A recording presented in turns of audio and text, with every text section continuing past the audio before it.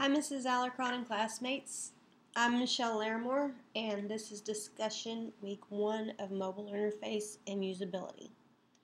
The first two questions discuss the items that gave you trouble last month, and do I still have problems with the topic from those previous videos? Well, in week 1, one problem I encountered was getting my button image to show up in Firefox for my button on the index.html page. It would show up in Explorer, but none of the other browsers. As far as the button, I found it was something as simple as the naming convention. I had an uppercase V on the image name and a lowercase v in my code for my button. In week 2, I had issues applying some of the styles because of inheritance. When I applied styles to my text boxes, it was applied to my range slider as well, but I was able to fix that issue. I thought one of the issues I had was caused from personal error.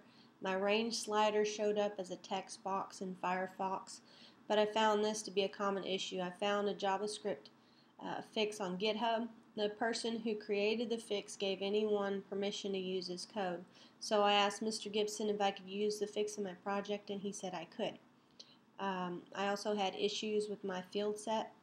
I had a top and bottom field set in my project. My top field set was not as wide as my bottom field set. It wouldn't stretch the width of my browser window. So I set a max width in percentages, and that fixed my issue in all browsers except the iOS browser. I ended up having to do individualized styling for the iOS browser for several things that worked in other browsers but wouldn't work in the simulator. If you've overcome your trouble, was there a specific aha moment or some sort of practice that helped, and how did you overcome it?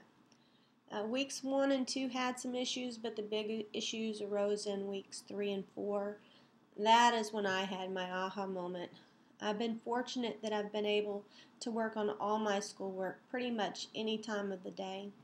I'm a full-time student who doesn't work, but I found myself literally using every hour of every day during the week, working my project and getting frustrated with issues that would pop up.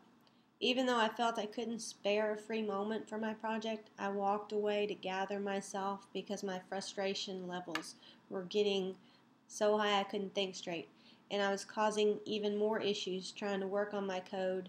I was breaking my code even more. I found that walking away from my code when I would reach a certain level of frustration was probably the best thing for me to do.